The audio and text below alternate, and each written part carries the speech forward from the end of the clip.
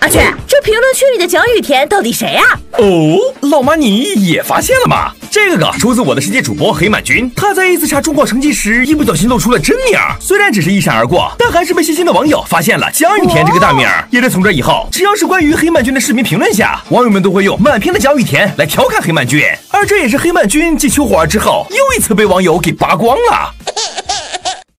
如果不是看到视频的最后一幕，打死我也不敢相信这货竟然还是个王者。在我的世界这个自由度极高的游戏中，玩家经常会创造出各种震撼我妈一整年的神作，但视频开头这位中国玩家的作品实在太 low 了吧！无数个方块杂乱无章的叠在一起，毫无美感可言，小手轻轻一碰，竟然就直接散架。可就当我想直接划走时，下一秒他竟然……